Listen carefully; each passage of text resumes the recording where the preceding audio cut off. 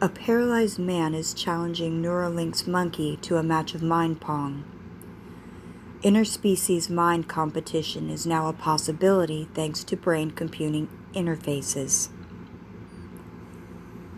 A man with a brain implant that allows him to control computers via mental signals says he is ready to challenge Elon Musk's neuroscience company, Neuralink, in a head-to-head game of Pong with a monkey. Neuralink is developing advanced wireless brain implants so humans can connect directly to computer networks. In April, researchers working with the company showed off videos of a rhesus monkey named Pager who can play the classic paddle game using thought signals. The company's monkey mind Pong video won raves from Musk's acolytes, while acclaimed it is the billionaire's last mind-blowing deed. As soon as I saw it, I said, I wonder if I could beat that monkey, says Nathan Copeland, who 6 years ago received a different type of implant that he regularly uses to play video games.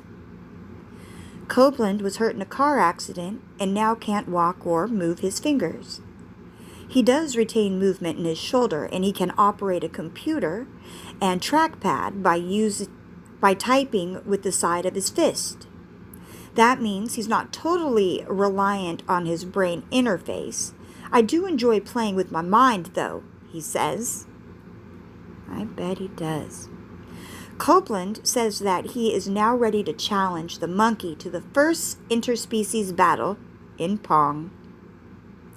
We are preparing and training already, says Copeland, who played his first games of Thought Pong this week. Game on. A man versus monkey mind match would be little to advance scientific understanding.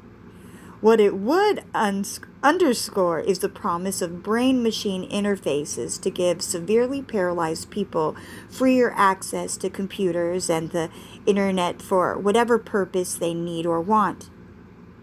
I'm sure other people would use that too.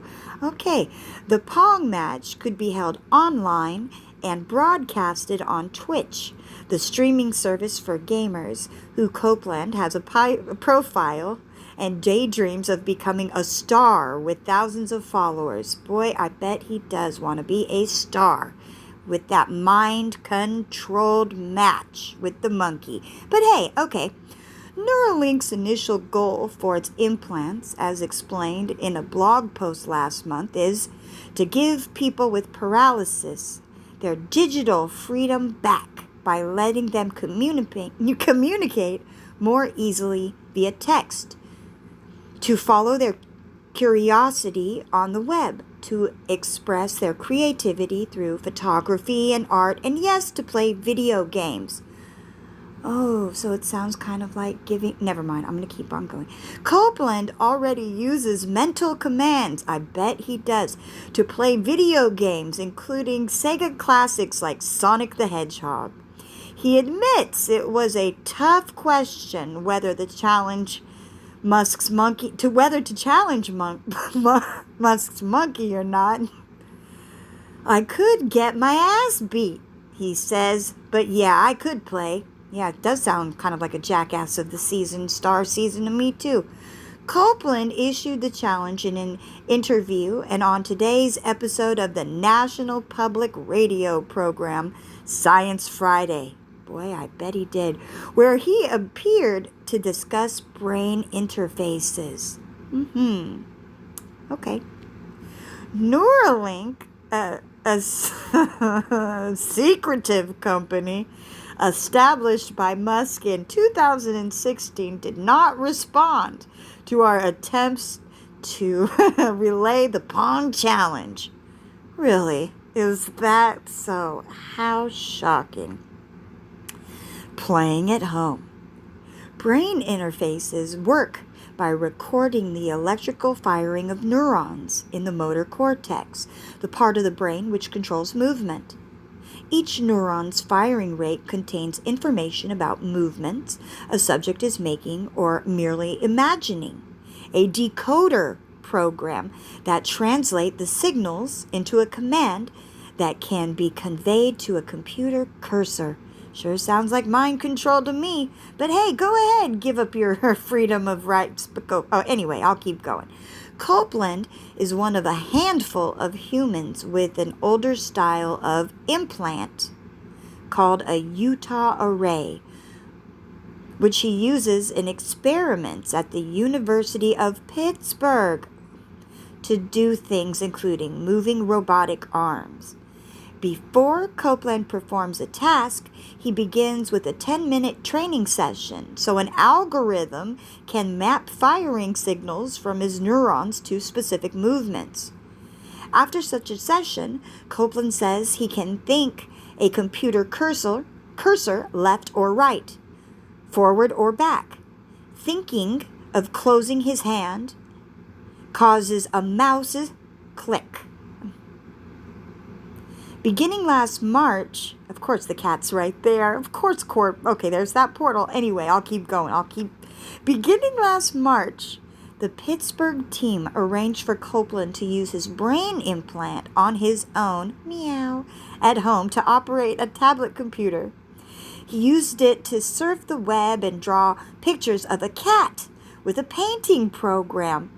Seems I recently did a video on these things, didn't I? Anyway, we'll come back to that. Last spring, he was using it 6 hours a day. It got me through the pandemic, he says. Boy, the tablet isn't particularly powerful, though, and he could only use it with batteries. He's not supposed to plug his brain into a device directly connected to the electrical grid, since no one knows what effects a power surge could have. I bet. I have encouraged him to be careful what software he puts on, says Jeffrey Weiss, a Pittsburgh researcher who works with Copeland. I don't have restrictions other than not to break the thing and don't get malware on it. It's just a Windows machine. Yeah, a window to your soul. But okay. Copeland's interface was installed by a neurosurgeon 6 years ago. He has 4 silicone implants in all. The 2 on his motor cortex allow him to control a robotic arm used in experiments or on a computer cursor. Another 2 in the somatosensory, did I say that right? Part of his brain allows scientists to send signals into his mind, which he registers as sensations of pressure or tingling on his fingers. The monkey's advantage. If a mind match occurs, Neuralink's primate would have the advantage of a next-generation interface, which the company calls the link. I call it the web. Hey, what do I know? While Copeland has to attach cables, I bet it has a toe too, but hey, cables to 2 ports on his skull and bones. Neuralink's implant is about the size of a soda bottle cap. Soda, like Ados? Oh, okay. And is embedded entirely in the skull. It transmits the brain recordings wirelessly via Bluetooth. I bet it does, Bluetooth, but I'll keep on going. It's a very promising device, but it's new. No, it's not. There's nothing new under the sun, but I'll keep reading the article. And there are many questions about it, Weiss says. No one outside Neuralink has been able to get a look at it. The company has said it hopes to recruit human subjects experiments, but that will depend on how the implants hold up in animals, including pigs, which Neuralink is performing tests on. No one knows if it's going to last 6 months or 6 years. The Neuralink implant also records from more neurons at one time than previous devices. The model in the monkey's brain employs around 1,000 fine wiry electrodes, whereas those in Copeland's motor cortex are recording from about 160 motor neurons at once. Wise says he's not sure who would win the Pong match, and that it's unclear whether the recordings from more neurons would improve control over the two-dimensional movements of a Pong paddle. Monkeys are probably not better, but what they have is a lot of time to practice, he says. But Pong is as much a mind game as one of physical dexterity. As a human, Copeland would have the advantage of ingenuity. Some Pong games allow the player to hit the ball at sharper angles, using risky maneuvers such as swiftly moving the paddle to intercept the ball, or striking with the corner. Copeland began practicing this week in the Pittsburgh lab, accessing the online game Project Pong. He hopes he can find a sponsor to back him and maybe raise funds for a new computer. After playing, he was reminded that Pong is not as easy as it looks. I would definitely need to practice more, he says. Boy, if you only knew. If you only knew.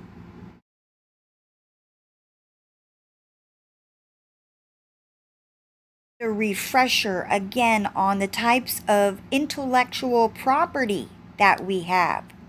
Works or invention that is the result of creativity, such as a manuscript or a design to which one has rights and for which one may apply for a patent, a copyright, or a trademark.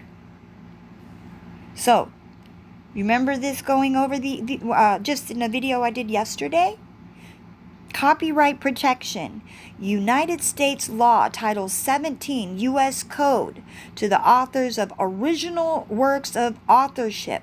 Copyright protecting writing, pictures, music, art, and other forms of intellectual works. You created a piece of work you do not want other people to reuse without your permission. You have the right to copyright that work. There's also a patent for an invention. Right? It's a grant of a property rights to the inventor. So this is a 20-year patent from the time the inventor attempts to start the invention by filing with the U.S. government. It covers anyone who invents or discovers any new or useful process, machine, manufacture, or composition of matter, or any new or useful improvements thereof. Sorry, my voice, I know I sound irritated right now, but I'm irritated right now. Can you tell? Trademark is a word, phrase, symbol, or design, or a combination thereof that identifies and distinguishes sources of the goods of one's property from another. The trademark serves as a brand identifier for your business, and your product, images, slogan, and colors even can be trademarked. Trade secrets. Generally, any piece of confidential corporate information which gives any business a competitive advantage can be considered a trade secret. Trade secrets are often leaked through corporate, industrial, espionage, and breach of contract. I don't know about you guys, but I remember us being sovereign, right? Natural law. I could only pray and hope that by this time people are familiar with MK Ultra. I pray people have done the research about how the CIA used mind control back in the day to extract information from people for wartime techniques. There is nothing new under the sun, people. Silent weapons for quiet warfare. Wake up.